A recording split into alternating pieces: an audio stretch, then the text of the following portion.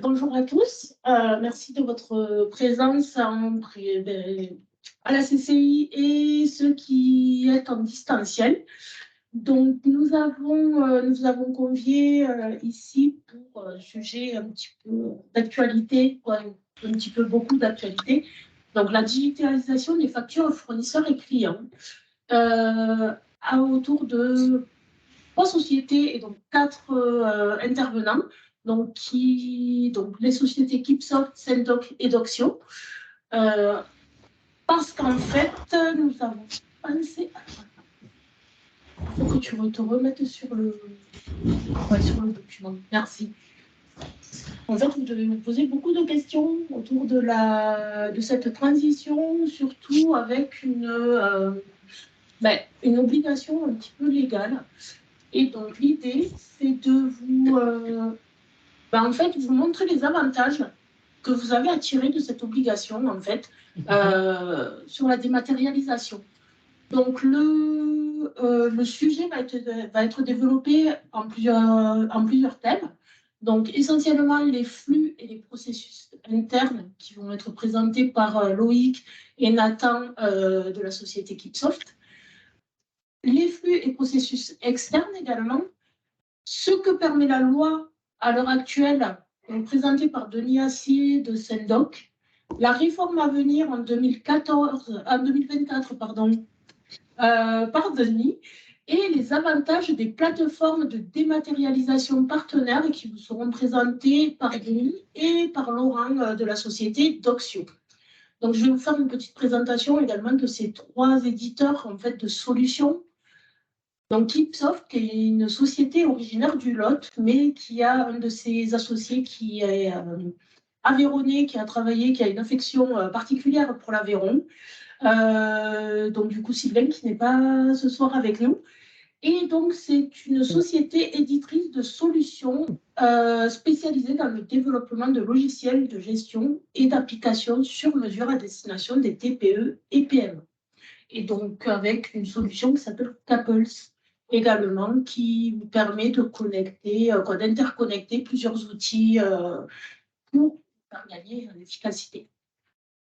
Ensuite, une jeune société ruthénoise, Sendoc, qui est éditrice d'une solution de dématérialisation et qui a vocation de guider ses clients dans la gestion de leurs flux documentaires et en fait qui font de l'accompagnement sur mesure vers la transition auprès de ses clients. Et ensuite, Doxio, que vous connaissez peut-être sous le nom d'Edokial, ou anciennement Edokial, donc qui est une entreprise aveyronnaise et un des leaders français en fait, dans la gestion documentaire et de la donnée, et qui est notamment un référent et dans l'édition de solutions en fait sur l'ensemble des maillons de la chaîne documentaire et de l'édition papier jusqu'au 100% digital. Voilà, donc je vais vous laisser développer chacun de vos sujets. Donc on va débuter avec Loïc pour les flux et processus internes.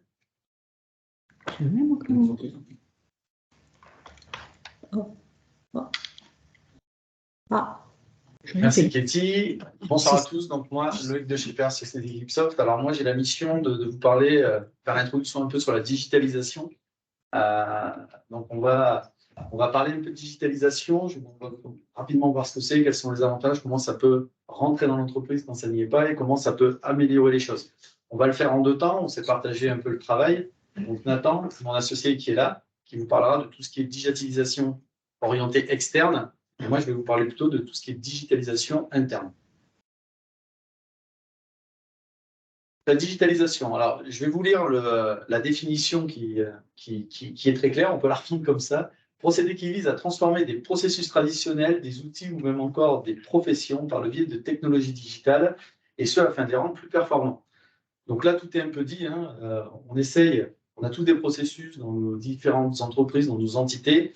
Et la digitalisation, c'est le fait de les rendre digitales, donc numériques, donc sur un système d'information. Je vais faire une petite parenthèse sur le système d'information. Un système d'information, comme son nom l'indique, c'est des sources d'information qui vont être centralisées pour pouvoir communiquer avec différents intervenants, qu'ils soient internes ou externes. Système d'information. faut bien prendre ça en compte parce que vous allez voir dans les différentes explications qu'il va y avoir, on parle dans la digitalisation de transmission de données. Et ces transmissions de données, ça ne peut pas se faire de manière traditionnelle en fonction du type de données et de la criticité de celle-ci.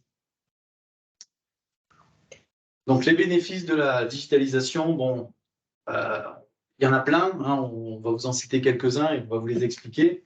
Et on répondra aussi également à vos questions en fin de séance si vous en avez. Il ne faudra pas hésiter à venir nous voir. Donc, pour une entreprise, on va parler de l'augmentation du chiffre d'affaires et une croissance plus rapide, de l'amélioration de la valeur de son entreprise à la revente, puisque une entreprise, son système d'information, c'est un capital, c'est un patrimoine numérique. Quand on cède une entreprise aujourd'hui, on cède un outil de travail, on cède un savoir-faire, on peut céder des brevets, mais on cède aussi un système d'information. Il faut le savoir, c'est très souvent oublié. Nous, on a beaucoup de clients qui viennent nous voir en nous disant « j'ai racheté une société ». Et puis, une fois qu'ils l'ont racheté, ils s'intéressent après au système d'information. C'est bien de s'y intéresser avant, parce que la valeur, elle est énormément maintenant, de plus en plus, hein, dans le système d'information. C'est pour ça que les systèmes d'information sont de plus en plus attaqués. Hein, si on parle un peu du volet cybersécurité, c'est parce qu'elles ont de plus en plus de valeur. Hein. Un système d'information, vous allez avoir des données clients, vous allez avoir des données de travail, des données métiers, vous allez avoir les données de vos collaborateurs. Il y a énormément d'informations. La réduction du coût opérationnel, la liste des données pour une meilleure prise de décision. Voilà, ça, c'est en gros tous les avantages qu'on peut avoir. Il y en a beaucoup d'autres. Voilà, donc on les a redits. Hein, la digitalisation en interne. Donc là, on va rentrer un peu plus sur l'interne. L'amélioration de la productivité, la facilitation de collaboration. C'est ce que je vous disais, des informations, ça transvase et ça transite entre différents intervenants, internes, externes. Donc ça, il faut sécuriser ces flux d'informations. Et la digitalisation au service de la mobilité, on va rentrer un petit peu dans le détail. Donc, comment on peut améliorer la productivité grâce à la digitalisation? Comme je vous l'ai dit, on parle de système d'information, on parle de flux qui vont aller d'un intervenant à un autre, bonsoir, d'un système à un autre. Et donc, la digitalisation permet de fluidifier tous ces échanges. Donc, tout ce qui va être saisie de données, on parle d'automatisation de tâches. À partir du moment où on a une information et qu'elle est dans un système centralisé, ben, on est capable de la partager, on est capable de lui donner des droits, on est capable de la transférer à quelqu'un d'autre et de gérer un peu tout ce qui est traçabilité. Donc, on évite de la double saisie, des choses comme ça, et on va éviter d'être obligé de reprendre une information qui existe pour la transformer en autre chose. Là, on parle de choses qui sont faites un peu de manière automatique avec des algorithmes. Je passerai sur le phénomène d'intelligence artificielle. Hein, vous avez tous entendu parler, je pense, de ChatGPT, qui va un peu plus loin que de l'automatisation. La réduction des erreurs, bon, bah, s'il n'y a pas de ressaisie d'informations, eh bien, il y a moins de risque d'erreur. Les informations transitent beaucoup plus vite entre les différents intervenants. On a pris comme exemple également la formation en ligne. Ça permet d'avoir des contenus de formation qui sont toujours disponibles, tout le temps, hein, un peu comme de la vidéo à la demande, mais là, c'est de la formation. Et l'optimisation des ressources, bon, bah, effectivement, hein, centraliser l'information en un seul biais, ça permet de beaucoup mieux organiser les projets. Je vais encore dire fluidifier l'information, c'est un peu mon maître mot ce soir, mais c'est exactement ce que ça fait, et avoir une meilleure connaissance de tout ce qu'on peut gérer dans une entité à n'importe quel moment. De stock, du matériel disponible, avec du prédictif, hein, quand est-ce que je vais avoir besoin, par exemple, d'entretenir tel ou tel équipement. Ça, le système d'information, à partir du moment où il a les informations, il est capable de nous alerter, il est capable de nous dire si c'est disponible, il est capable de vous dire quand est-ce que ce sera disponible, etc. Oui. Bien paramétré. Ouais, c'est Kitty qui m'a bloqué. Merci Kitty. On peut parler tout à l'heure de faire communiquer des flux d'informations entre les personnes. C'est typiquement ce que ça peut faire. Hein. Une information transite beaucoup plus vite. Hein. Si on repart loin dans le temps, avant, pour transférer des informations un petit peu confidentielles qu'on ne pouvait pas transmettre au téléphone ou autre, on utilisait du courrier, ça prenait quelques jours. Maintenant, ça prend quelques secondes avec l'email. Avec les nouveaux systèmes d'information qu'on peut développer, ça va encore plus vite que l'email. Hein. Et on peut beaucoup mieux maîtriser l'information, où est-ce qu'elle va aller, qu'est-ce que le destinataire à qui vous la transmettez va pouvoir en faire. Voilà. Donc, vous voyez, on a cité quelques exemples, hein, l'agenda collaboratif, les messageries instantanées, le partage de fichiers simplifiés. L'information circule très vite maintenant. Et on est peut être aussi un peu noyé par le flux d'informations, d'où l'importance d'avoir des systèmes bien optimisés, bien se retrouver dans les flux d'informations qu'on gère. La mobilité. Alors, on est tous interconnectés avec des smartphones, des tablettes, des PC. On a Internet un peu partout, même en Aveyron. Hein. Donc, le fait d'avoir une connectivité à son système d'information de n'importe où, et notamment partir d'un smartphone, d'une application web, d'une application native, sans rentrer dans la technique, ça permet, encore une fois, d'aller plus vite. On n'est pas obligé d'attendre d'aller lire ses emails au bureau ou de traiter l'information autrement. Tous les outils maintenant ont toujours un penchant mobile, voilà, qui permet de répondre rapidement et d'avoir l'information rapidement.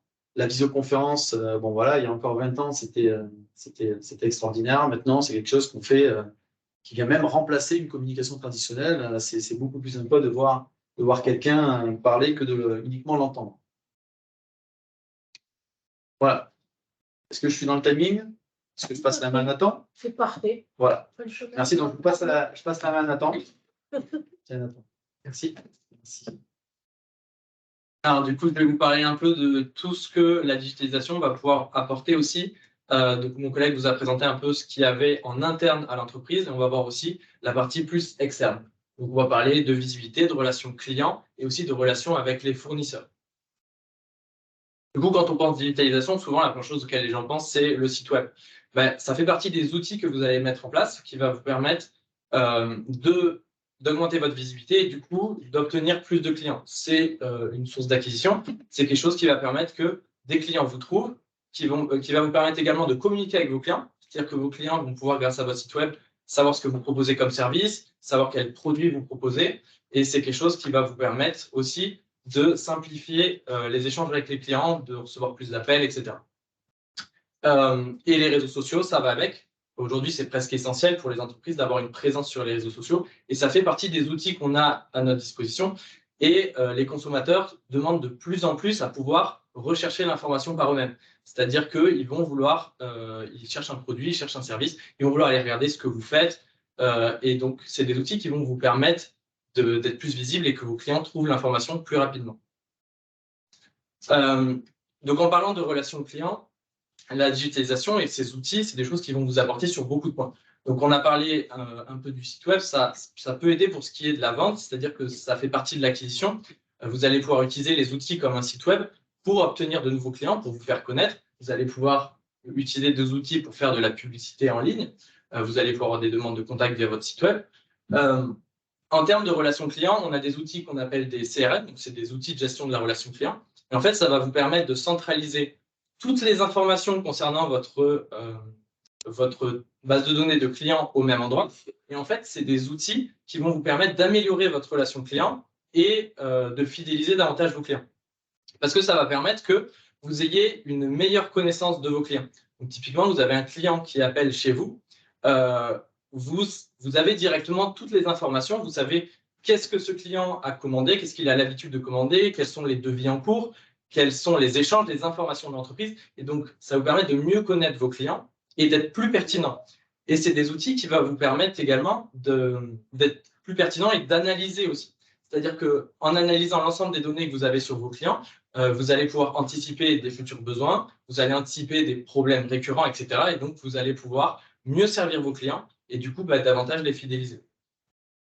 Et quand on parle de relations clients, on pense également à la partie support client. C'est-à-dire qu'aujourd'hui, on va avoir de plus en plus d'outils pour gérer les demandes ou pour gérer le ticket. Donc, on a des outils de ticketing, par exemple, qui vont vous permettre de simplifier, de fluidifier toutes les demandes de vos clients. C'est-à-dire que si aujourd'hui, par exemple, dans les services que votre entreprise propose, il y a du dépannage, c'est des clients qui passent des commandes régulières, vous êtes un fournisseur pour ces clients-là, si c'est des entreprises, ça va permettre de gagner beaucoup de temps, d'éviter que vos clients aient à vous appeler. Si vous avez une plateforme, par exemple, un outil de ticketing, où vos clients vont pouvoir effectuer des demandes pour votre entreprise et vont pouvoir suivre en temps réel où en sont leurs demandes, ça évite de devoir appeler régulièrement pour demander où est-ce qu'elle en est, ma demande, etc.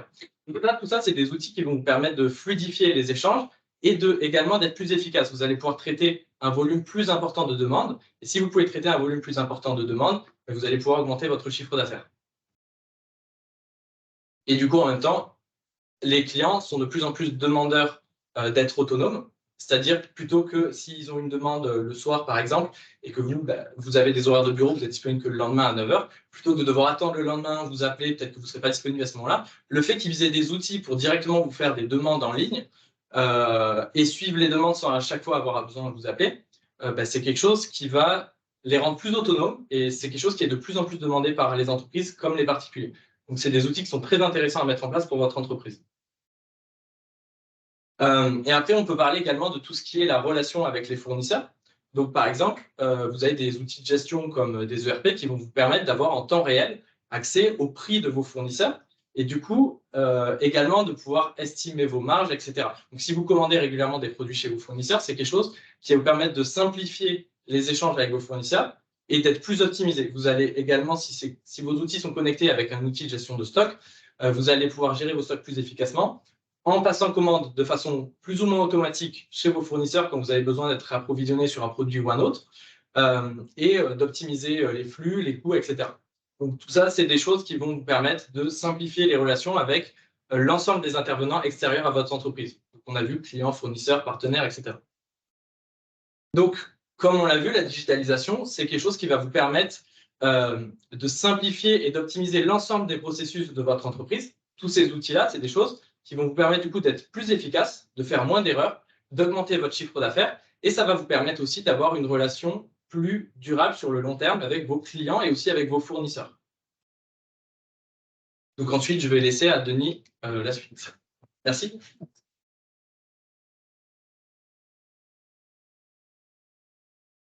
Bonsoir à tous.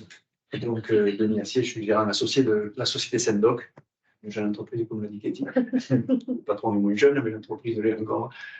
Je vais vous présenter la digitalisation des factures clients et la transition numérique, tout ce que permet la loi aujourd'hui. Donc, c'est un volet un peu moins rigolo, puisque c'est un côté réglementaire.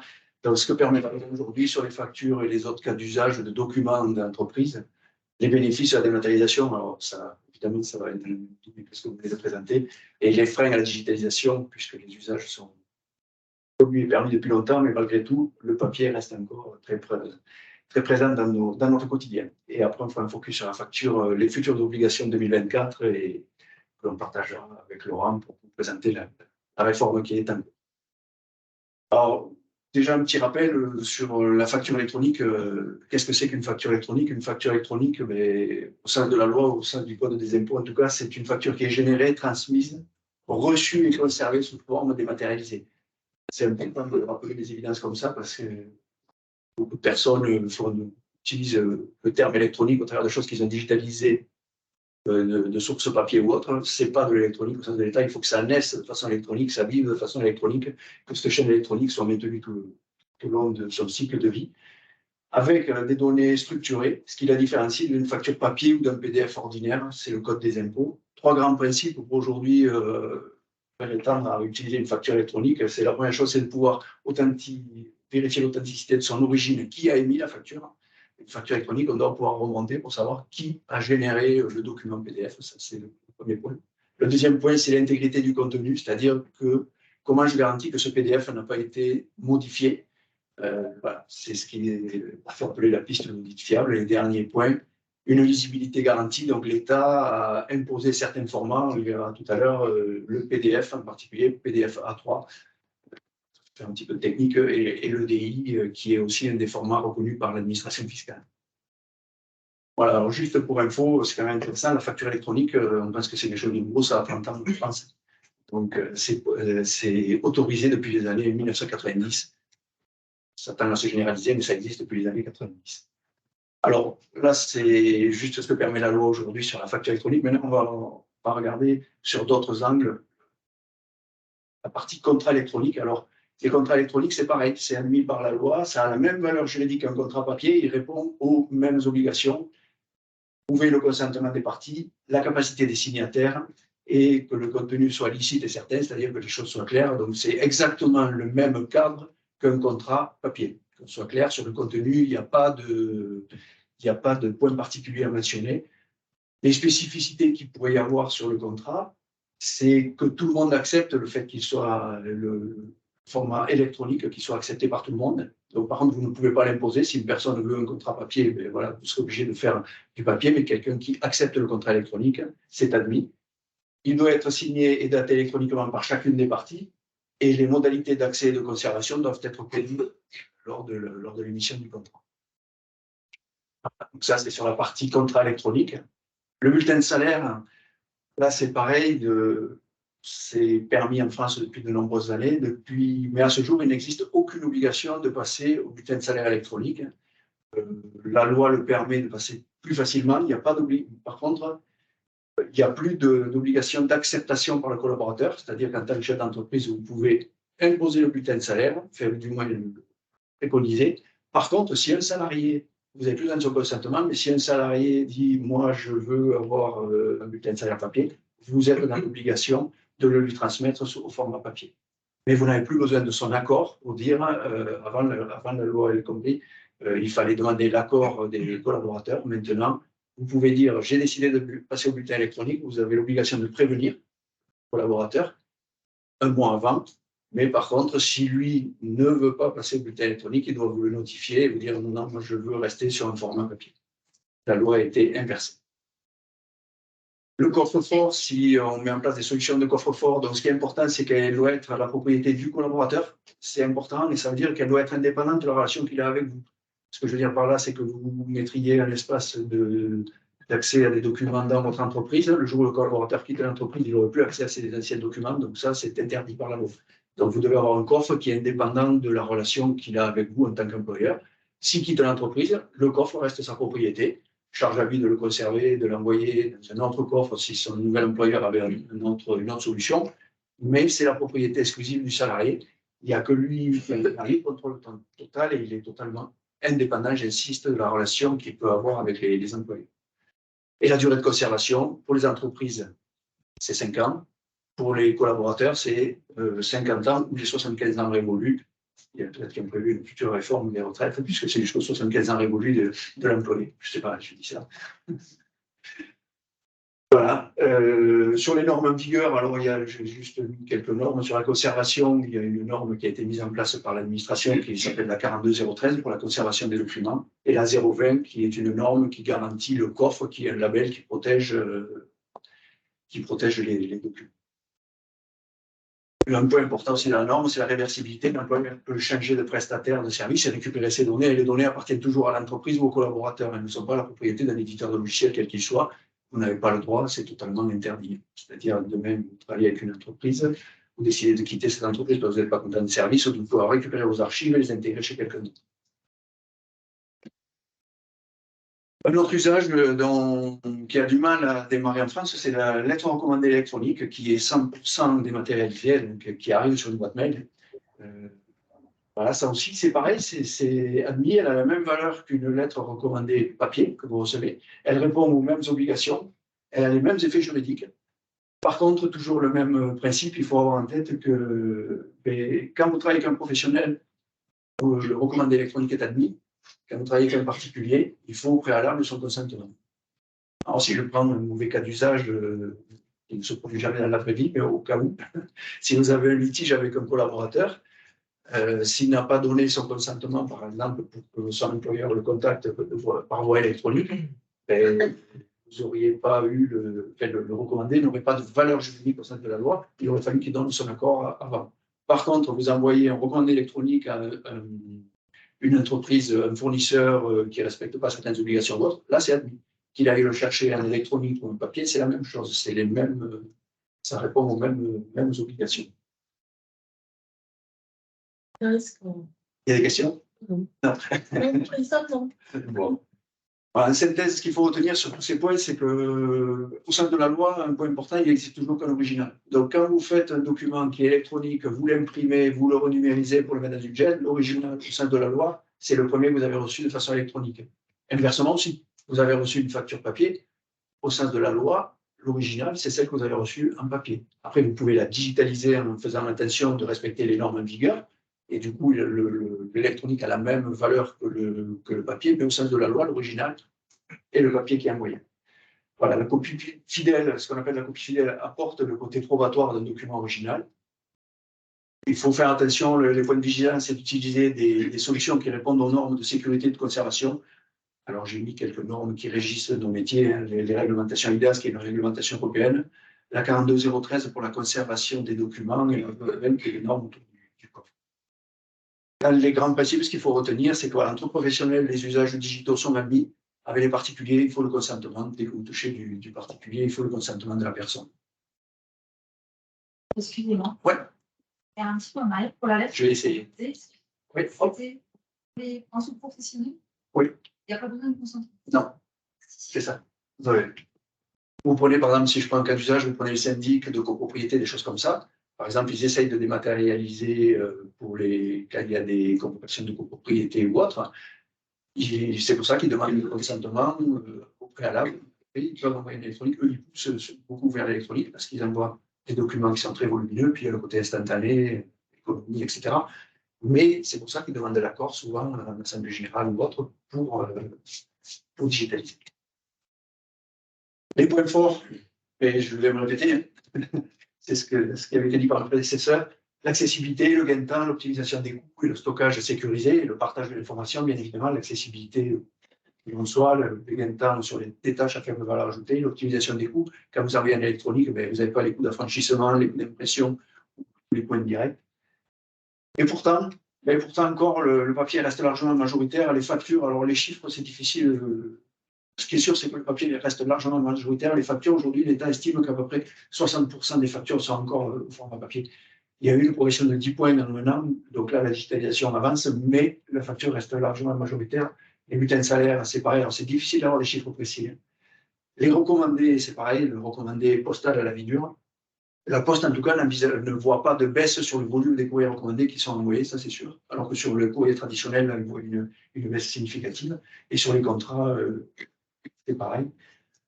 Alors, les freins, il y a le volet résistance au changement, c'est sûr. Hein, on vient d'une économie du papier qui est en train d'aller vers le digital, donc il faut changer notre quotidien, c'est jamais facile. C'est des habitudes, des usages et des outils.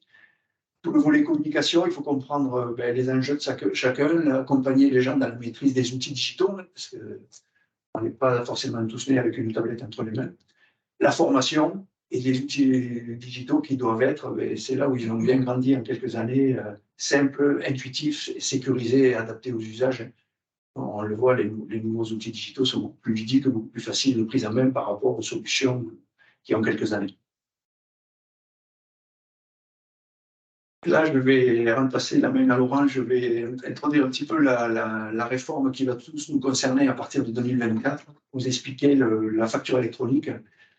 Alors, à compter de 2024, et progressivement, tout le monde devra passer, toutes les entreprises françaises devront se passer à la facturation électronique. Ça a été découpé en 3 grands blocs. Les grandes entreprises, il y en a à peu près 300 en France aujourd'hui. Les établissements de taille intermédiaire, il y en a aux environs de 8000. Et après, les PME et les micro-entreprises, qui sont le gros bloc de la réforme, et c'est toutes ces entreprises-là qu'il va falloir concerner, qui vont être impliquées par cette réforme. Alors, ce que l'administration fiscale a mis en place, c'est 2 critères, l'effectif et le chiffre d'affaires, pour classer les entreprises dans une catégorie ou dans l'autre. Parce que derrière, c'est ce qui dicte le calendrier qui est en bas. Toutes les entreprises au 1er juillet 2024 devront être en mesure de recevoir des factures électroniques, parce que les grandes entreprises vont émettre de façon électronique. Alors, qui sont ces grandes entreprises qui vont émettre? Vous allez retrouver les fournisseurs d'énergie, les fournisseurs de téléphonie. Je ne vais pas faire de pub pour personne, mais Orange, Engie, SFR, Bouygues, toutes ces entreprises-là devront émettre. Donc, je pense que 99,9% des entreprises doivent être clientes chez ces entreprises-là, donc ils seront obligés de recevoir. Au 1er janvier 2025, ça sera autour des établissements de taille intermédiaire, et à partir du 1er janvier 2026, tout le monde sera concerné, même les micro-entreprises. Les objectifs de la réforme, c'est pas moi qui les ai fixés, hein, je me fais le porte-parole. Donc le premier objectif, c'est d'alléger la charge des entreprises, de faciliter et fiabiliser les déclarations. On rejoint ce que vous évoquiez tout à l'heure, toutes les erreurs de saisie, les erreurs qu'il peut y avoir autour de tout ça. Donc ça sera fait en automatique. Voilà. Ce qu'il faut avoir en ligne de mire, c'est que progressivement, les déclarations de TVA seront pré-remplies. C'est pour ça que toutes les factures devront être intégrées dans ces plateformes. Autre objectif du gouvernement, bien évidemment, c'est de lutter contre la fraude fiscale. On ne voit plus les chiffres de la fraude qui est estimée à la TVA, mais c'est plusieurs milliards d'euros. Et un autre point important, à travers la crise sanitaire qu'on vient de traverser, de connaître en temps réel l'activité le pouls de l'économie française, puisqu'ils se sont rendus compte pendant la période Covid qu'ils avaient peut-être aidé de façon, je ne sais pas si le mot exagéré, enfin peut-être excessive certains secteurs et peut-être pas assez aidé d'autres secteurs. Là, comme ils auront la visibilité en temps réel, ils pourront voir qu'est-ce qui se passe en temps réel. Alors, comment ça va se passer? Les grands principes, je ne rentre pas dans les détails, je vous fais grâce au code des impôts qui faisait plusieurs centaines de pages. Quand je dis centaines, ça doit même être à 4 chiffres. Ce qu'il faut bien retenir, c'est que progressivement, entre professionnels, on ne pourra plus s'envoyer de factures. Ça devra passer par une plateforme, c'est le schéma qu'on appelle un Y, qui devra être mis en place. Vous devrez passer par des plateformes intermédiaires. Laurent nous présentera tout à l'heure les travaux sur la PDP qui sont en train de monter le travail d'Oxio. Vous devrez avoir recours soit à une plateforme, soit à un opérateur de dématérialisation qui sera habilité pour émettre ces factures et les transmettre vers ce que l'on appelle, on va y revenir après, le portail public de facturation, PPF, qui est écrit en bas. C'est un portail qui sera mis à disposition par l'administration fiscale pour recevoir toutes ces factures. Et lui sera habilité à discuter avec la DGFiP pour derrière faire la déclaration de TVA et pré-remplir. Toutes les factures et données seront déposées sur une plateforme. Donc, ça sera les factures ou les données à transmettre, on va le voir tout à l'heure. Et un des formats, peut-être vous avez entendu parler de Facture X. On en entend beaucoup parler. Donc, Facture X, c'est un format hybride qui est du PDF. Donc, l'image de la facture avec un XML des données à côté qui accompagne la facture avec tous les éléments importants. Qui a émis la facture? Je fais dans les grandes lignes. Qui a émis la facture, qui la reçoit, quel est le montant hors taxe, la TVA, et petit à petit, il y aura le détail de toutes les opérations des factures. Il y aura ce que l'on appelle le ligne à ligne. Donc, il y a 3 formats qui sont acceptés. Je l'ai mis, l'UBL, le C2I et Facture X. On est en train de vivre un autre passage directement. On voit qu'on est en train de passer du document, une facture, à la data, ce que vous évoquiez tout à l'heure.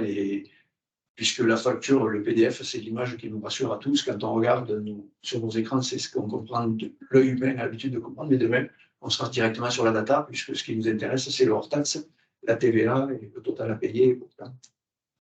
Tout sera concerné, les factures, les acomptes, les avoirs. Une distinction à avoir en tête, c'est qu'entre entreprises, que ce soit entre entreprises ou vers la sphère publique, donc en B2G, il y aura l'obligation d'émettre la facture et de transmettre à l'administration l'image de la facture. C'est-à-dire l'administration fiscale aura l'image complète de la facture avec le détail de la facture. Donc il y a obligation de facturation électronique et de transmission des données de facturation. Et quand on travaillera avec des particuliers, là l'obligation, ça ne sera pas de donner la facture, mais de transmission électronique les données de facturation. Donc, c'est-à-dire que l'État sera, les entreprises devront transmettre ce qu'on appelle les données de facturation, le nombre d'opérations qu'il y a eu dans la journée par grande famille de produits ou famille de code TVA, et de dire il y a eu tant d'opérations pour tel montant hors taxe, tant de TVA, etc. Les données sur le deuxième bloc seront totalement anonymes. On ne saura pas que Denis Assier a mangé à tel restaurant et ce qu'il a mangé. Mais par contre, on saura que quelqu'un est allé à un restaurant et qu'il y en a eu pour 100 € et je ne sais pas combien de TVA à côté. Voilà, et avant de passer la parole à Laurent qui va nous expliquer ce qui nous attend, donc il y aura 3 alternatives possibles. Donc il va y avoir ce qu'on appelle le portail public de facturation, PPF. Donc c'est une plateforme qui a été mise à disposition par l'État, qui sera gratuite et qui permettra de concentrer les données de facturation et sur lesquelles vous pourrez aller saisir des éléments. Si vous travaillez avec des administrations, c'est le pendant de Chorus, mais qui sera généralisé à toutes les factures d'entreprise et même vers les particuliers d'ailleurs. Mais là, c'est vous qui devrez aller faire l'effort de saisir les éléments. Deuxième alternative, c'est de faire appel à un opérateur de dématérialisation, qui est un prestataire, qui permettra d'externaliser, d'automatiser, de déposer de façon automatique ces factures.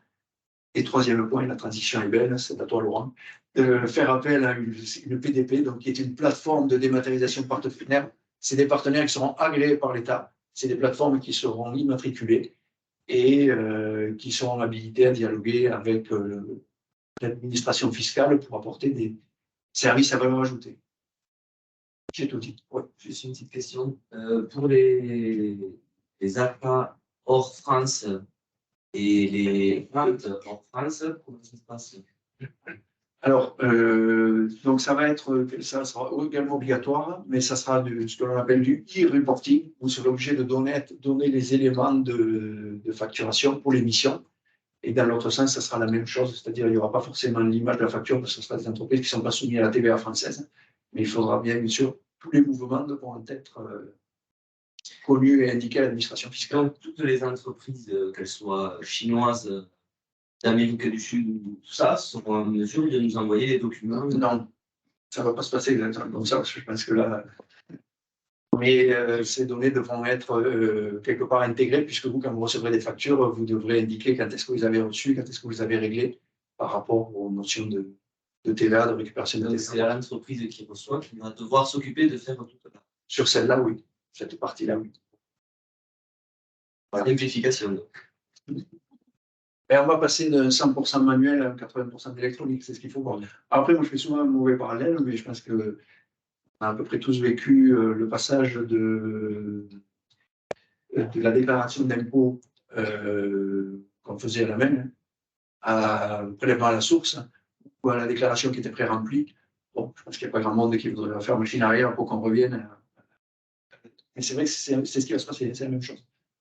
On est en train de, petit à petit, hein, donc c'est plus compliqué parce que c'est plus large et les conséquences sont beaucoup plus larges, mais on est en train de passer sur le même système, quoi. La TVA sera pré-remplie, c'est comme votre déclaration d'impôt à la fin de l'année, vous dites je suis d'accord, vous appuyez sur OK, et si vous n'êtes pas d'accord, vous dites ce qu'il faut corriger. On part un peu vers le même schéma. Je n'ai pas été trop long. Merci. Non, parfait. Merci beaucoup. Alors, pardon.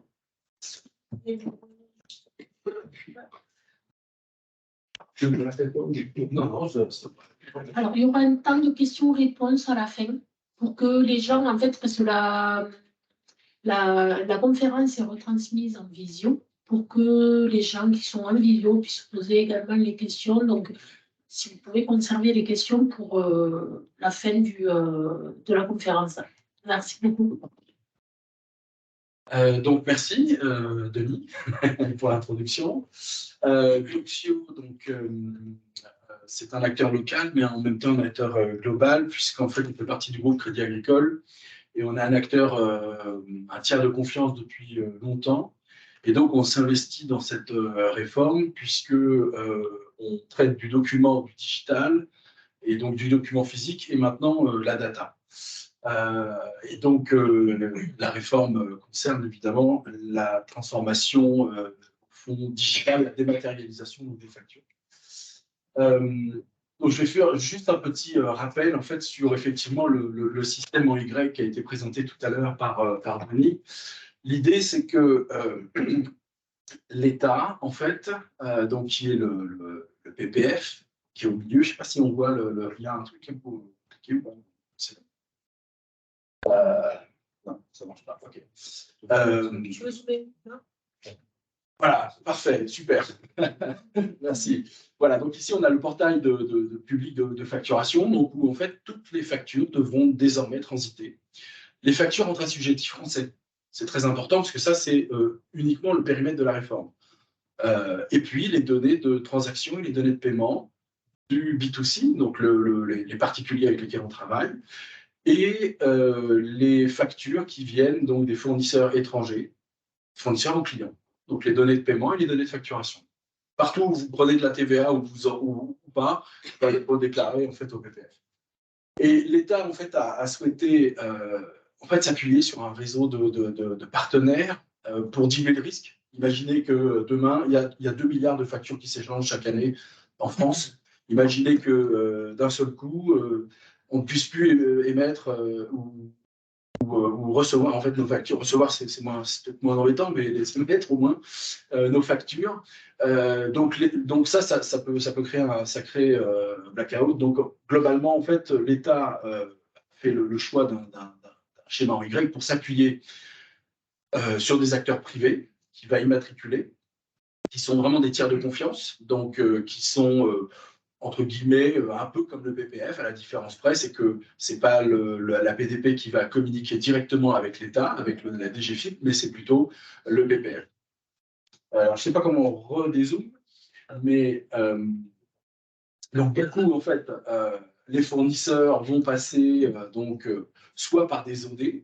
Les OD, imaginons, une OD, c'est un opérateur de dématérialisation. C'est un logiciel qui dématérialise.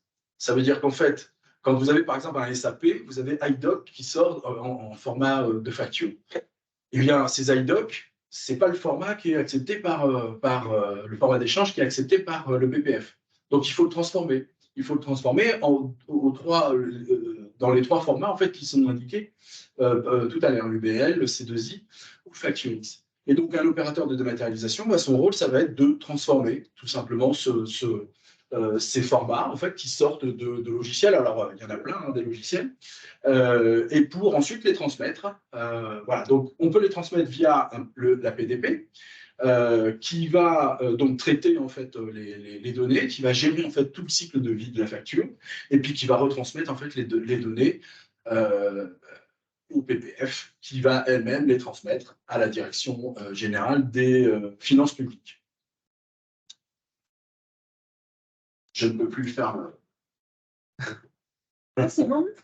Ça doit être bon, voilà. Alors, j'ai mis ici quelques slides, enfin une slide, en fait, quelques lignes en fait, sur le rôle de la PPF et le rôle de la PDP. On voit que le PPF, le portail public de facturation, bah, lui, il va gérer l'annuaire. Parce qu'effectivement, quand vous adressez une facture à quelqu'un, bah, il va falloir que le système reconnaisse que vous adressez cette facture à la société Intel, qui elle-même a le choix de passer soit par une PDP, soit directement par le PPF. Et donc, il y a un annuaire qui va permettre d'avoir des codes routage en fait, pour savoir à qui je vais m'adresser, à qui je vais adresser la facture. Et donc, son rôle, c'est de gérer cet annuaire. Et puis, c'est de proposer aussi un socle de service minimum. Alors, le socle de service minimum, c'est en fait toutes les données qu'ils veulent récupérer. Et donc, par exemple, c'est les cycles de vie de la facture. Il n'y en a que 4. Est-ce que la facture a été émise? Est-ce qu'elle a été acceptée? Est-ce que, je ne sais plus, et est-ce qu'elle a été payée?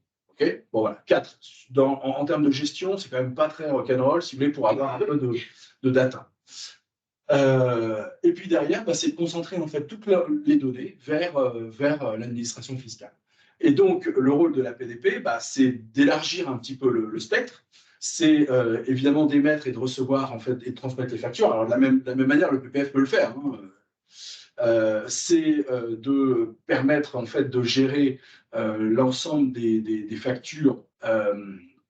Vous disiez, monsieur, tout à l'heure, par exemple, les factures internationales. Par exemple, nous, chez Doxio, on est en mesure de les traiter. Puisque, comme je le disais, le périmètre de la réforme, elle ne concerne que les administrations, que les assujettis français. Et par défaut, si on veut vraiment rationaliser et aller dans le sens de la dématérialisation et tirer profit, parce que c'est une réelle opportunité au fond, hein, cette réforme, c'est une réelle opportunité de transformation et de tirer profit, de gagner en efficience, en efficacité, de réduire en fait toutes les erreurs manuelles. Donc il y a quand même pas mal de choses à gagner au fond avec cette réforme. Et donc voilà, le rôle de la PDP, c'est aussi de vous accompagner en fait dans ce genre dans cette démarche en fait pour tirer profit et donc pour gérer l'ensemble des factures. Voilà, c'est ça que j'étais en train de dire. C'est aussi extraire donc l'ensemble des données, si vous voulez, qui vont permettre de faire le reporting. Normalement, la réforme dit que les entreprises doivent donner les datas pour faire le reporting. Et donc, comment dire, donc il faut bien les extraire. Donc, ça veut dire que vous devez les extraire. Le rôle de la PDP, c'est plutôt de dire, donnez-nous une facture ou vos tickets Z, hein, si on parle de B2C, et puis on va le faire. On va tirer les datas et on va faire le reporting pour vous. Donc, on enlève une épine du alors, un point très important quand même, nous, chez Doxio, on travaille depuis très longtemps maintenant, enfin depuis plus d'1 an, depuis fin 2021 et début 2022, sur ce projet de réforme. Et donc, il y a un point important, c'est que aujourd'hui, personne ne peut dire être immatriculé en tant que PDP. Donc, c'est important de le dire, puisqu'en fait, le début des immatriculations, en fait, le dépôt, hein, c'est au mois de mai-juin, pour avoir en fait une immatriculation, voilà, une décision au mois de septembre. A priori, septembre, octobre, voilà, on ne sait pas, parce que c'est un projet qui est réglementaire et où les choses se font en même temps qu'on avance. Donc, voilà. Donc, les délais, on ne sait pas trop. Mais a priori, c'est ceci. Voilà. Alors, nous, on a une forte implication dans l'écosystème de la facturation électronique et de cette réforme, au fond. Donc, c'est avec la DGFiP, avec l'AIFE. L'AIFE, en fait, ce n'est autre que le département des finances publiques qui administre Chorus Pro et qui va, ne serait-ce que, qui va transformer Chorus Pro, en fait, pour devenir le PPF. Donc, c'est la même chose. Sauf qu'ils sont en train de le muscler un peu, voilà, pour avoir plus de flux, puisqu'il y a moins de aujourd'hui en B2G. B2G, business to government. Voilà. On est aussi donc dans les groupes professionnels, c'est-à-dire la FNFE. Alors, c'est vraiment très spécifique au métier. Hein, voilà, donc, la FNFE, donc, c'est la Fédération nationale de la facturation électronique. Les FNTC, donc, c'est la Fédération nationale des tiers de confiance.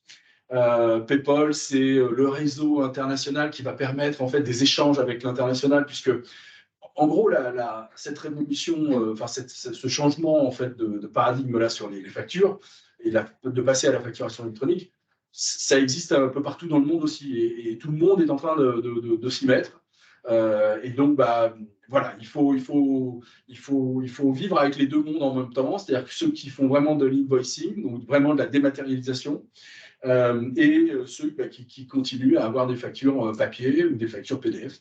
Et donc, PayPal est un acteur qui permet de gérer ces flux, voilà, enfin de permettre une interopérabilité en fait avec les différents systèmes mondiaux. Voilà. Et puis, après, on est donc sur des sujets de certification, puisqu'en fait, pour être PDP, il faut être certifié Secnum Cloud, il faut être ISO 27001.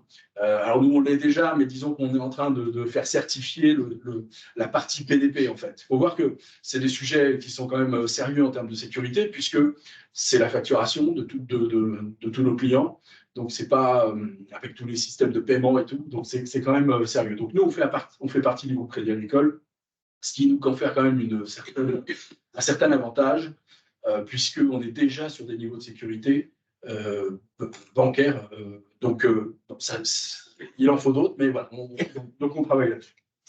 Un point important, mais alors ça, c'est plus c'est l'expérience que Doxio a en fait depuis plus d'un an sur l'accompagnement en fait du groupe Crédit Agricole dans cette réforme. On pense qu'il suffit juste de dire on prend un logiciel de invoicing, puis ça y est, c'est réglé. Non, en fait, c'est pas aussi simple que ça, parce qu'en fait, on a beaucoup de factures qui peuvent sortir de systèmes qui sont totalement hétérogènes.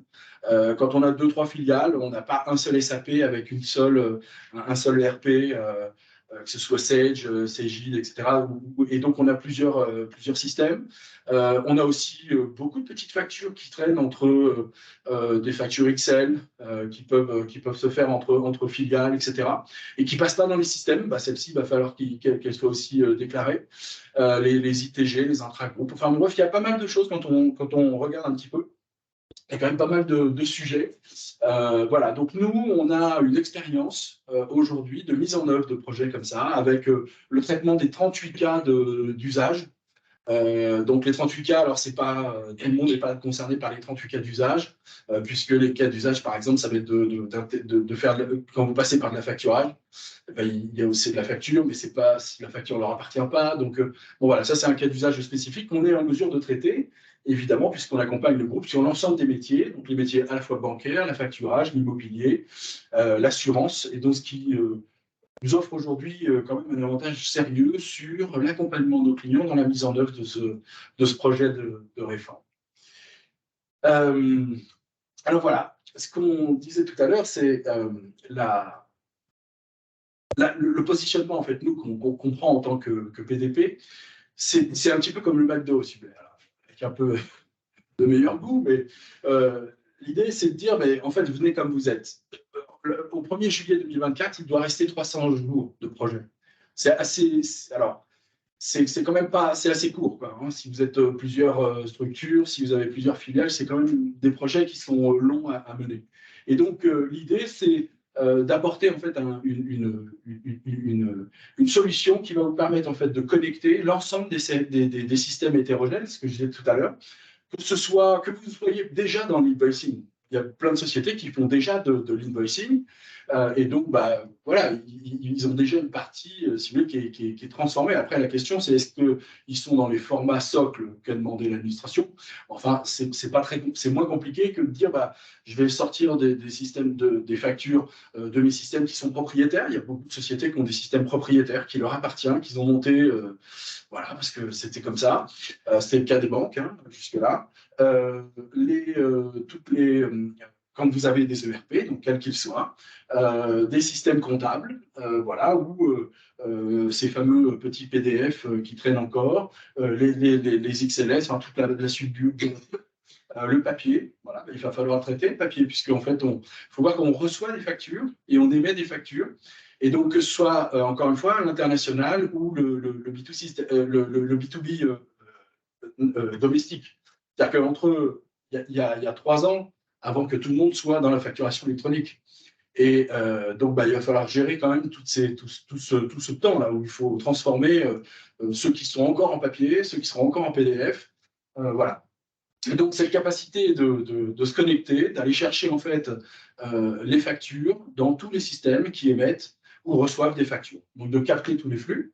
Ensuite, donc, on a un socle réglementaire qui est au milieu, qui est les fonctionnalités PDP en fait qui sont demandées, qui sont obligatoires en fait hein, pour être PDP. Et nous, on offre tout un système de services autour du socle réglementaire qui vont vous permettre justement de gagner en efficience, de gérer en fait tous les cycles, tous les statuts de la facture. Donc, il y en a à peu près 14. C'est de gérer aussi toute la partie délégation. Vous voulez donner accès en fait à ce système à votre expert comptable, il faut bien lui donner accès à ce système-là. Voilà. Vous ne pourrez pas le faire au PPF, par exemple. Vous voyez le PPF, enfin, ou alors si, mais vous le donnez à une personne. Bon, vous ne donnez pas à plusieurs tiers. Voilà, et puis derrière tout ça, on a aussi des services à valeur optionnelle, ce qu'on appelle des services à valeur optionnelle. Donc là, ça va être des services ciblés qui vont accompagner tout le cycle de vie de la facture. Donc c'est par exemple le système de paiement, enfin on va le voir juste après. Un peu vite. Voilà. Donc ce que je disais tout à l'heure, c'est que ce que comprend le socle de base, on a les fonctions réglementaires qui sont exigées. C'est de recevoir, d'émettre les factures, de générer le e-reporting, voilà, de recevoir les données de reporting pour le B2B international, d'appliquer des contrôles techniques, des contrôles métiers, etc. Bon, je ne vais pas aller jusqu'au bout. Et puis autour, c'est ces fameux services à valeur qui sont déjà inclus, nous, dans notre socle, qui sont en fait des briques applicatives qu'on a déjà chez Doxio et qui permettent donc, par exemple, de faire de la saisie manuelle directement sur la plateforme, d'inclure l'archivage à valeur probante pour 10 ans, voilà, d'avoir un certain nombre de tableaux de bord aussi sur ce qui se passe sur la plateforme, sur le traitement des factures. Voilà. Et autour de ça, on a aussi il manque un slide. On a aussi, donc là, si vous voulez, donc nous, on a une ouverture sur l'écosystème de partenaires. C'est-à-dire ce que je disais tout à l'heure, quand je dis venez comme vous êtes, en gros, vous avez peut-être déjà, travaillez peut-être déjà avec Sendoc sur la transformation de vos factures ou la gestion de vos factures. Et donc, on est en mesure aussi de se connecter directement sur les systèmes de partenaires, en fait, ou de prestataires que vous auriez déjà. Donc, par exemple, soit les banques. Donc, nous, on a des services à valeur autour des services optionnels, ce que je disais tout à l'heure, autour du paiement, hein, donc qui permettent de faire du click to pay, de permettre aussi, par exemple, de faire des relances omnicanal. Donc, Denis parlait de la lettre recommandée électronique. Voilà, pour le coup, là, vous allez avoir une vision, si vous voulez, du cycle de vie de la facture. Où est-ce qu'on en est de mon statut? Tiens, il y a un statut là qui n'a pas évolué. Vous savez, les mauvais payeurs resteront de mauvais payeurs. Ce n'est pas parce que c'est horodaté et que tout le monde le voit qu'ils vont d'un seul coup être payés dans les délais. Donc, par défaut, voilà. Là, par contre, vous allez le voir plus vite. Et donc, vous allez pouvoir adresser tout de suite en fait, des systèmes de relance. C'est du pseudo-recouvrement, mais c'est les prémices du recouvrement. Et donc, d'envoyer, voilà, par exemple, une lettre recommandée électronique pour rappeler à ce cher client que voilà, ce serait bien de payer la facture, puisqu'en fait, il l'a accepté quand même. Donc, parce qu'il n'y a pas de litige dessus. Voilà.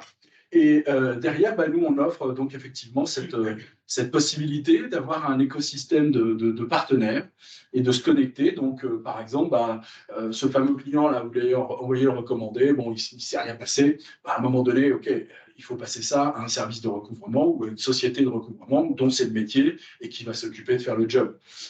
Pareil, si vous avez un affactureur, vos experts comptables, etc. Enfin bon, voilà, on ne va pas passer tous les types de partenaires, mais voilà ce que je peux vous dire.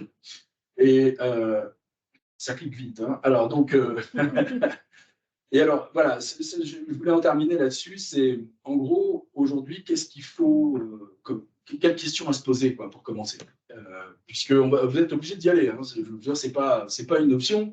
Donc, la question, c'est, nous, on a répertorié à peu près 150 questions de cadrage qui permettent en fait de vraiment cadrer les sujets, les formats, les systèmes d'information, ces fameuses factures, etc. Bon. Et là, j'en ai donné quelques-unes, mais c'est les premières questions, c'est les grands pavés. Le premier, c'est les clients en fait. D'où viennent, où sont stockées les factures, enfin, pardon, quels sont les systèmes qui émettent des factures vers les clients? Est-ce que j'en ai plusieurs? Dans quel format ça sort?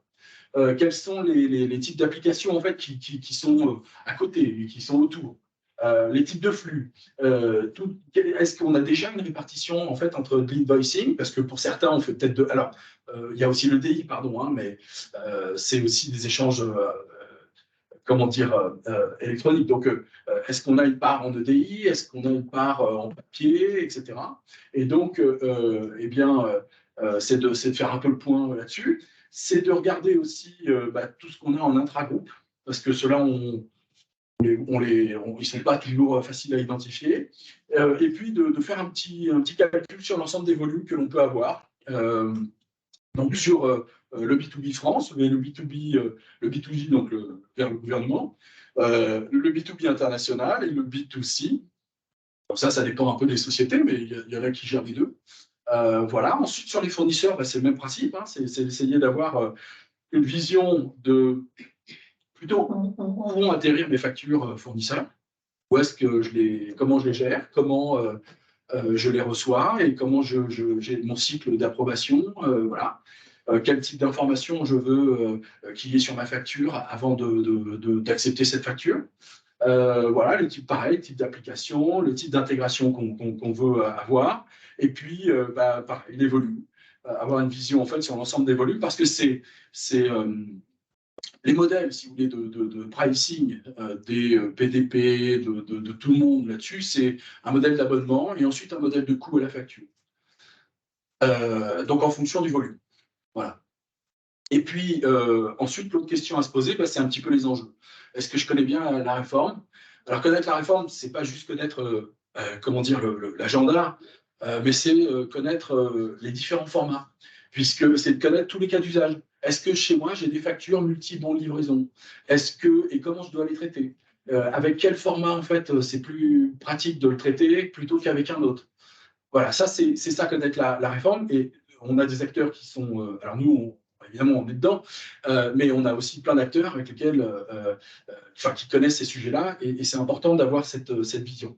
Et puis derrière, c'est de se dire, est-ce que c'est pas l'occasion en fait de revoir un petit peu nos process là-dessus, sans pour autant tout réinventer, mais peut-être décommander, décommissionner en fait des petites applis, parce que en fait ça sera traité désormais par soit Inodé, soit la PDP. C'est aussi donc d'avoir un petit peu une vision sur des contraintes particulières. Des contraintes particulières, c'est de dire, je sais pas, moi je veux que ma facture, désormais, en fait, on voulait 2 niveaux de contrôle, on n'a jamais pu le faire parce que c'était comme ça, et donc maintenant on peut peut-être en mettre 2, 3, 4, c'est peut-être l'occasion. Donc ça, c'est aussi l'occasion de se poser un peu la question sur tout ça. Voilà. Et puis, d'avoir aussi une vision des services à valeur que vous pourriez avoir en intérêt. Je veux juste revenir pour conclure, sur le 1er juillet 2024. Denis disait tout à l'heure très justement que en fait, toutes les entreprises doivent recevoir et doivent être en capacité de recevoir des factures. Donc effectivement, c'est soit par le PPF, soit par une PDP. Autre point, on parlait des factures des grands comptes, c'est-à-dire Engie et compagnie. En revanche, il y a un élément qu'on n'a pas évoqué, mais qui rentre en ligne de compte pour les gens qui émettent des factures, c'est tous les groupes TVA. Au 1er janvier 2023, en fait, l'État, la DGFiP avait dit, voilà, vous avez la possibilité aujourd'hui, si vous avez plusieurs sociétés, de créer en fait ce qu'on appelle un groupe TVA, un assujetti unique. Et désormais, en fait, vous allez déclarer votre TVA en tant qu'assujetti unique. Et donc, dans un groupe TVA, vous pouvez avoir des PME, des TPE, mais qui font partie d'un groupe. Vous voyez, donc en fait, et eux, ils sont au 1er juillet 2024 en émission. Donc ça veut dire qu'on peut aussi recevoir des factures de clients, de fournisseurs qui seraient en groupe TVA. Voilà, je voulais préciser juste ce petit point. Merci Laurent. Donc je vais vous proposer de passer à une question-réponse. Les personnes qui êtes présentes dans le chat, donc si vous pouvez lever la main si vous avez des questions, également, et les personnes en présentiel, voilà. Et j'ouvrirai les micros au fur et à mesure. Donc il y avait déjà une question tout à l'heure qui a été posée donc par Madame Galtier. Donc, peut-on comparer cette démarche à la DSN en paye? Je ne sais pas, Denis. Oui, ça a l'air. Oui, effectivement, bonjour. C'est un peu sur le même principe, c'est-à-dire puisqu'il faudra déclarer tous les mouvements par rapport à la facture. Je ne suis pas du tout spécialiste paye, je m'en excuse, mais voilà, c'est les mêmes choses. Il faudra déclarer toutes les données là sur la facturation. Donc c'est effectivement le même principe. Merci. Oui, j'en ai plein. Aïe, aïe, aïe. On a déposé une facture, par exemple, pour aller récupérer une facture, est-ce qu'on peut les télécharger? Oui.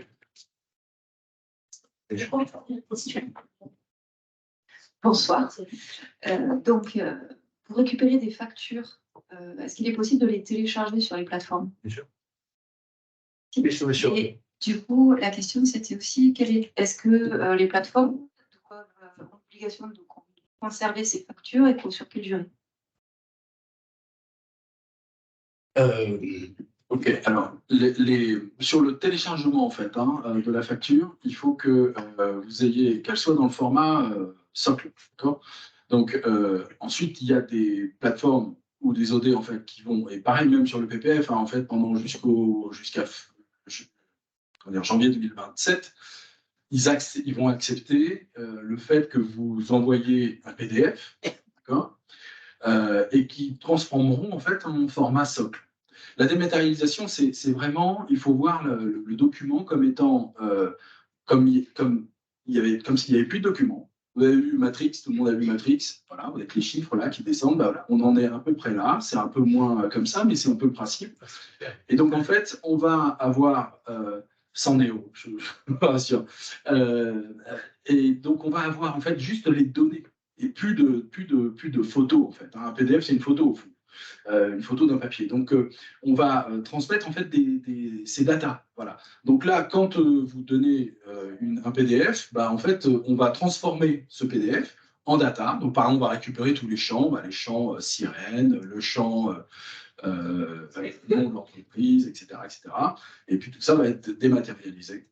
Voilà. Donc, on peut télécharger cette facture, enfin, uploader en fait la facture, mais elle passera par une moulinette pour être transformée donc en format électronique. Puisque, encore une fois, ce qui intéresse, pourquoi on fait ça, c'est la démarche, c'est quand même de récupérer en fait les données pour aller alimenter en fait des reportings sur la TVA, sur ce genre de choses, quoi. Enfin, sur les données de paiement, etc. J'ai oublié l'autre question, pardon, ça fait lâcher. Oui, c'était parce que j'ai déjà utilisé Chorus 2 fois. Évidemment, ça me donne une petite expérience. Et ma deuxième question, c'était la conservation. Alors, oui. Alors, il n'y a pas de règle. Il n'y a pas de règle. En tout cas, par rapport au PDP, il y a un archivage. Donc, l'ensemble des PDP, si je parle des PDP, vont voilà, l'archivage à valeur probante pendant 10 ans. Voilà. Le PPF conserve les factures, mais ce n'est pas la même chose. Donc, c'est conservation, mais qui n'a pas lieu d'être, qui n'a pas valeur probante. Ça, après, c'est des débats avec la Fédération nationale des tiers de confiance, voilà, qui se bat là-dessus, parce que, alors évidemment, pour nous, comme ça, on se dit, bah, conservation, archivage, c'est la même chose. C'est-à-dire qu'on a des obligations comptables, on doit conserver nos factures de fournisseurs et clients pendant une certaine durée. Là, ce sera complètement dématérialisé. Comment ça va se transformer en fait? Bah, c'est à vous de trouver quelqu'un qui va vous archiver vos factures. C'est pour ça que si vous passez par exemple par un PDP, bah, c'est compris dans le prix, quoi, si je puis dire. Enfin, voilà. C'est sûr que c'est pas clair, si. C'est pas clair.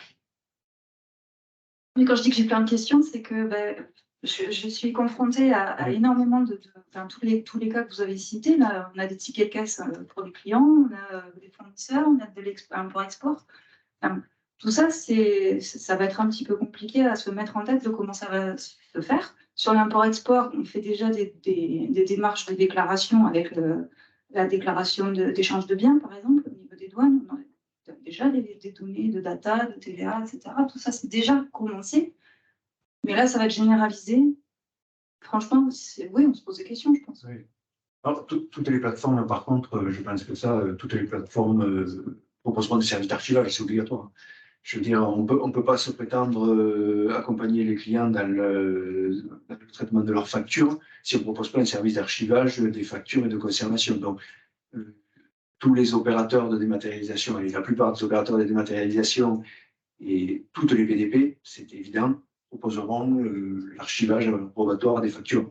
Alors, la durée sera discutée, mais tout le monde semble partir sur 10 ans pour couvrir quoi les 5 années, plus l'exercice. Voilà. Donc, 10 ans, ça permet aussi de couvrir pour ceux qui sont dans le négoce ou dans d'autres obligations quand il y a la décennale qui s'applique. Voilà, le minimum sera de 10 ans et après des PDP, pourra conserver plus longtemps s'il y a des besoins particuliers. Mais je pense que le minimum pour tout le monde sera de 10 ans, c'est sûr, sur toutes les plateformes. Je ne sais pas si ça vous répond à votre question. Alors, excusez-moi, je ne voudrais pas monopoliser. Donc, par exemple, je travaille pour une petite station-service indépendante. Donc, on a un logiciel qui génère des factures à la fin du mois pour les clients qui ont un abonnement. Et on a aussi donc, les tickets de caisse qui sont émis sur la borne 24 heures sur 24. Donc, tout ça, comment est-ce que ça va se gérer, s'il vous plaît? Alors, je réponds, alors, je ne suis pas spécialiste, mais je vais attaquer une partie de la réponse. Donc, les factures, c'est au fil de l'eau. Les factures entre professionnels, entre assujettis, c'est au fil de l'eau. Par contre, tout ce qui est Z de caisse ou ticket de caisse, c'est fonction du chiffre d'affaires. Je n'ai pas les chiffres en tête, ça sera au minimum tous les 2 mois, je crois, ou une fois par mois, ou tous les 10 jours, suivant le volume d'activité des entreprises. J'ai les chiffres, si vous voulez, je pourrais vous les faire passer, je ne les ai pas en tête, mais c'est lié à l'activité, quoi. Voilà. Vous ne serez pas, je vais prendre un mauvais exemple, vous êtes restaurateur, vous n'êtes pas obligé, quand quelqu'un est passé payer, appuyer sur le bouton d'envoyer à l'administration. C'est pas ce schéma-là, mais ça sera. C'est 2 fois par mois, j'ai plus les chiffres en tête. Mais on a déjà une obligation de faire une facture en comptabilité par jour. Oui, mais là, le minimum de transmission, donc ça change rien sur l'émission des factures, mais la transmission, elle, pourra être étalée. C'est ça que je veux dire.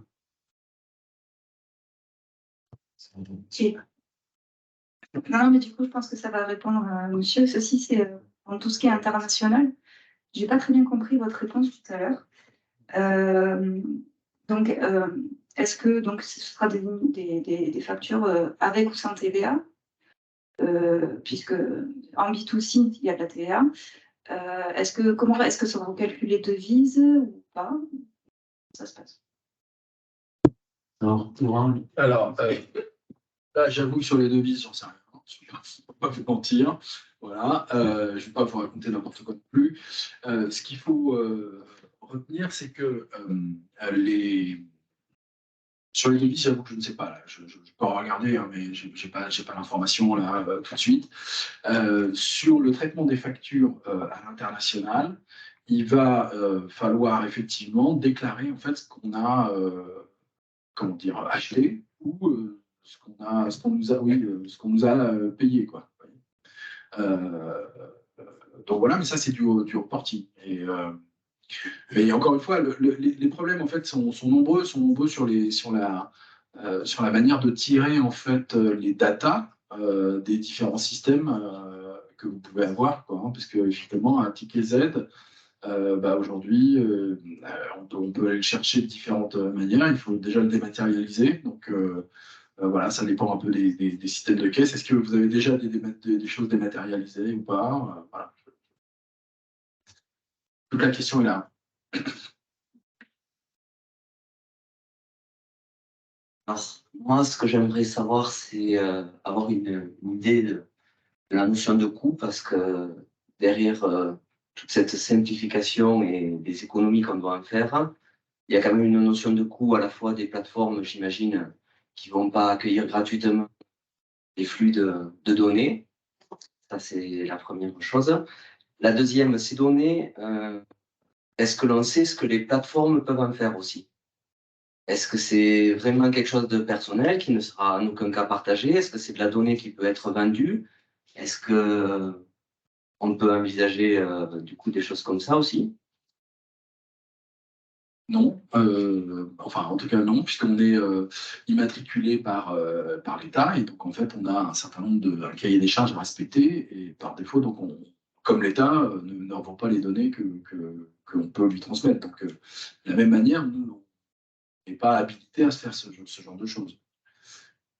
Je ne peux pas vous en dire beaucoup plus, mais voilà. Et sur la partie coût? Sur la partie coût, je vous ai dit qu'en fait, on était sur le marché en fait, avec des volumes, donc une question de volume. Donc, par exemple, alors, je peux vous donner des idées. Voilà. On est en moyenne, un abonnement qui peut aller de 300 à 3 000 ou 4 000 euros par mois. Puis, un coût à la facture qui peut être de 0,25 à 0,15 à 0,5, ça dépend en fait du volume. Donc quand vous avez des acteurs qui traitent 30 millions de factures, c'est sûr que c'est pas le même coût que pour ceux qui en traitent 100 000 ou 200 000. Et là, le volume, il est vraiment variable et on s'aperçoit que c'est pas une question de taille d'entreprise, c'est même pas une question de marque. Parce que je connais des entreprises qui sont entre guillemets petites, pas connues, enfin voilà, petit pour pas être péjoratif, et qui ont énormément de factures tous les mois. Donc c'est vraiment une question de volume. Voilà. Donc, après, connaître la réforme, c'est pas idiot, parce qu'on peut traiter, si vous avez un client, un multi-bon de livraison, c'est pas idiot d'en profiter, quoi. Ça vous fait une facture et vous avez plein de bons de livraison. Je peux parler parce que j'ai eu un cas comme ça il n'y a pas très longtemps. Et nous, notre rôle, c'est pas évidemment quand on est sur une facturation comment dire, à la facture, on pourrait se dire ce qui nous intéresse, c'est que vous en ayez le plus possible, quoi, hein, et puis faites une facture avec juste une ligne. Mais en fait, non, puisque l'idée, c'est d'accompagner les clients dans cette dans comment dire, dans l'optimisation, quoi. Et puis surtout, c'est qu'il suffit d'aller sur le site de la DGFiP et vous aurez exactement toutes les informations. C'est pas, vous voyez, il n'y a pas de loup, quoi. Il y a pas de, le gars qui est expert aujourd'hui, c'est parce qu'il s'est lu tout le truc, quoi, hein. Donc, il n'y a pas de, c'est ouvert à tout le monde, quoi, si je puis dire, pour aller chercher, comprendre quels sont les formats, qu'est-ce qu'il faut, comment organiser tout ça, voilà. Après, il y a d'autres gens qui le font pour vous, quoi, comme nous, mais voilà.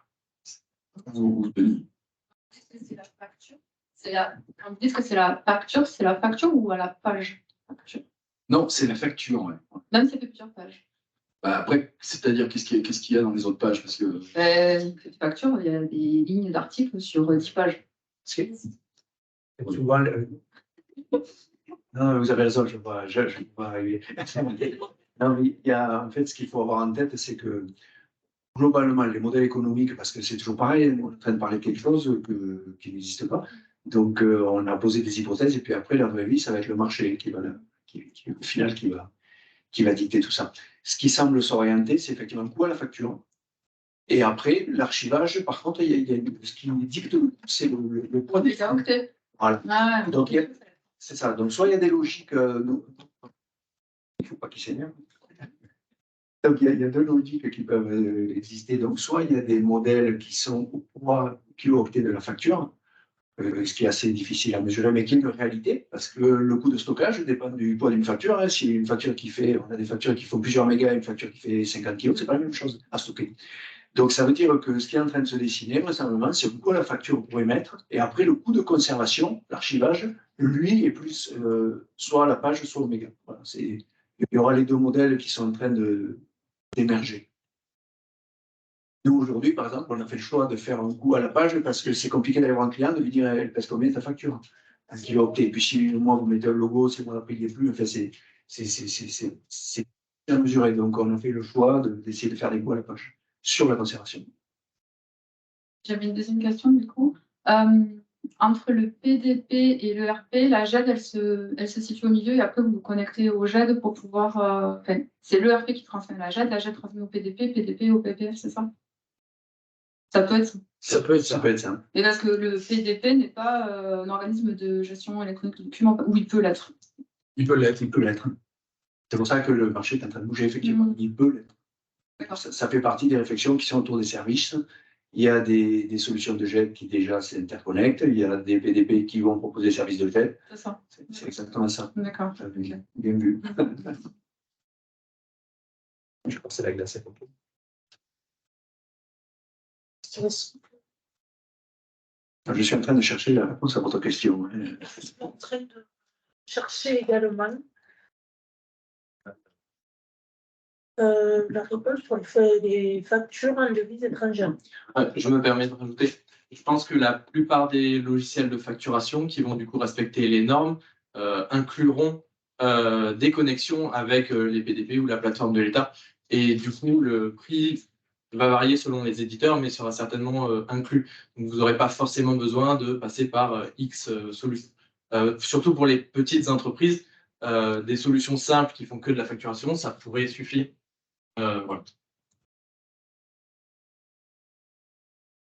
Tout dépend des volumes. Ouais, tout dépend des volumes. Tout dépend des volumes, tout dépend des services qu'on veut derrière. Si vous êtes indépendant, vous avez 12 factures par an, ouais, ok. Passez directement sur le PPF, faites-les à la main. Voilà. Mais quand on a une entreprise, c'est manuel. Hein, PPF, donc, quand on est une entreprise et qu'on a plusieurs centaines de factures, etc., c'est bien de les automatiser. Quoi. Et il y a un réel gain, si vous voulez, en fait. Faites le calcul aujourd'hui du coût, du temps que vous passez à chercher vos factures. Demandez à vos DAF, combien de temps vous mettez pour récupérer, ne serait-ce que les factures que vous recevez de vos fournisseurs, entre celles qui passent par le directeur de service, celles qui passent pas sur l'adresse mail qu'on a donnée à tout le monde, etc. Pardon. Celles qui ne passent pas en fait sur l'adresse mail, celles qui passent par les directeurs de service, etc. Et donc, moi, je fais des repas DAF pour voir justement avec eux quels sont les usages, quels sont leurs problèmes, en fait, qu'est-ce qui les bloque. Et ça fait partie de plein de petits sujets qui sont du traitement manuel et qui coûtent, en fait, qui coûtent beaucoup de temps pour des tâches qui ne sont pas à très grande valeur, quoi. Donc là, des maths, elle prend tout son rôle.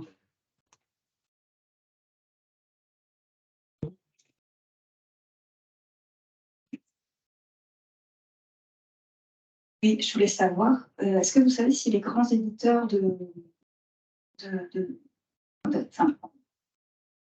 comptabilité, de gestion commerciale, comme UDP, CEG et compagnie, ont prévu d'évoluer leur solution vers ces formats acceptés par les PPF?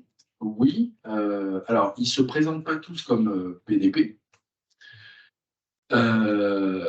En revanche, ils vont faire comme ce qu'ils ont fait aujourd'hui, si vous voulez, sur le Chorus Pro, en fait, pour se connecter. Donc, ceux qui ont déjà des modules, voilà. Alors, la difficulté, c'est que Chorus Pro change aussi. Ils oublient Edifact et donc ils passent maintenant avec les formats qu'on a indiqués tout à l'heure, c'est-à-dire C2I, UBL et FactureX. Et donc, effectivement, les éditeurs, mais ils vous vendent ces modules, voilà. Donc, direct au PPF. Mais après, vous voyez, par exemple, nous, s'il y a un éditeur comme Sage ou rapportent, tous qui s'y mettent, transforment en fait ce qui sort de leur système en flux, en format socle. Rien n'empêche de passer par une PDP, de se connecter et de bénéficier en fait de l'ensemble des services qui vont autour. Non, mais j'ai bien compris que vous faisiez votre pub. Mais, je ne veux pas, c'est la pub de toutes les PDP. C'est TPE, c'est des coûts 300 € par mois maximum. Hein. D'accord, on va se le faire nous-mêmes. Voilà. Ben, Non, mais actuellement, par exemple, je pose cette question, c'est parce que actuellement, je travaille sur une vieille version de BP. C'est pas bien, mais je le fais. Chorus Pro reconnaît la facture, ok, et il vient me redemander de ressaisir le taux taxe, la TVA, le total à payer. Sur une nouvelle version actuelle, il le reconnaît automatiquement. Donc là, vous nous parlez de nouveaux formats. Pardon, tout ça, c'est sur les formats PDF. Vous nous dites que les formats PDF ne sera plus accepté en 2026, si j'ai bien compris. Oui. Ce sera le format FactureX. C'est un PDF avec plus de données. J'imagine que les... Vous ne verrez pas la différence. Et il est déjà dans la plupart des logiciels de facturation qui sont aux normes aujourd'hui, le format FactureX. D'accord, merci. Il faudra se connecter au PPF. Mais moi, je ne fais pas la pub de la PDP d'Oxio en particulier. Non, je parle de la PDP de manière générale. Et quels que soient les autres PDP, et il y a d'autres acteurs qui ciblent les TPE, les PME avec sans doute des mêmes services. Moi, quand je vous donne les abonnements, c'est les abonnements des petites. Hein, c'est pas spécialement moi mon prix, nous notre prix, pardon. Hein, vraiment. Donc c'est ce qu'on voit sur le marché. Voilà. Donc il y a effectivement le choix. Soit de le faire par vous-même. Il ne faut pas oublier qu'il faudra récupérer aussi par là vos factures fournisseurs. D'où ma question tout à l'heure. Voilà. Donc, vous voyez, les factures fournisseurs de l'étranger ne passeront pas par le PPF. Quoi. Donc, c'est à vous de faire le reporting. Donc, voilà, la question se pose. Est-ce qu'au fond, il ne faut pas regarder à deux fois, se dire, tiens, est-ce que les services d'une PDP, ce n'est pas utile justement pour pouvoir traiter en fait l'ensemble de ces sujets-là, quoi. Dans leur globalité, voilà. Ah, mais j'ai pas dit que c'était inutile. Non, mais...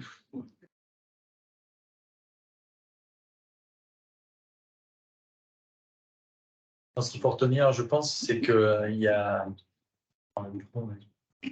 Merci. Ce qu'il faut retenir, c'est que ce soit un éditeur type PDP ou que ce soit un éditeur ERP où ils ont tous un périmètre qui est différent.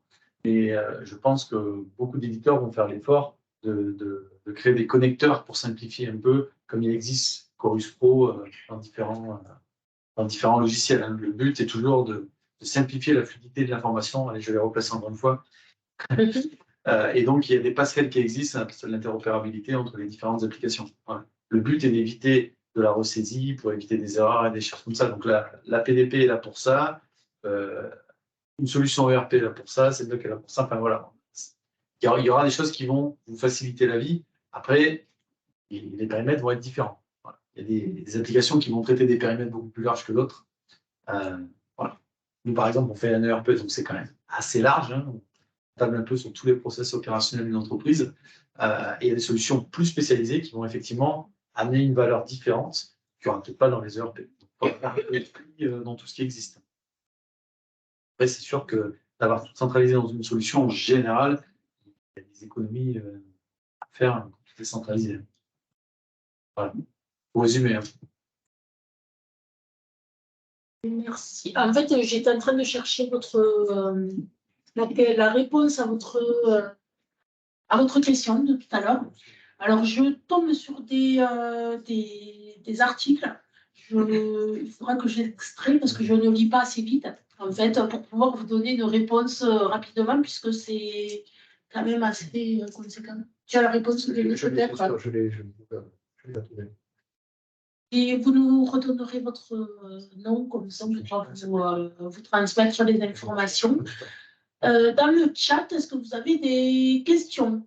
Éventuellement, levez la main. Alors, pour ceux qui ne connaîtraient pas, vous l'avez en haut entre la conversation et les réactions, si vous souhaitez poser une question, et je réactiverai votre micro.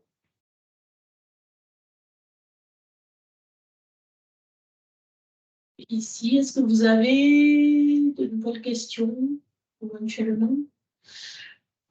Donc, ce que je vais faire, c'est que je vais vous partager donc les coordonnées de nos intervenants. Donc, vous trouverez leurs coordonnées. De toute façon, la conférence a été enregistrée. Donc, je vous enverrai à tous la conférence. En fait, je recouperai un petit peu le début, puisqu'on l'avait laissé un petit peu longtemps. Et donc, vous aurez les contacts de Nathan, de Loïc, de Denis et de Laurent, si vous souhaitez reprendre contact avec eux. Et sur le numérique, donc je suis conseillère numérique pour la Chambre de commerce, donc vous pouvez me contacter pour des questions relatives au RGPD, à la cybersécurité et également à la communication sur les canaux numériques. Voilà. Donc je vous remercie tous d'avoir participé à cette réunion, de vous être déplacés et de vous être connectés également. Et à très bientôt pour de nouvelles conférences. Merci beaucoup. Si.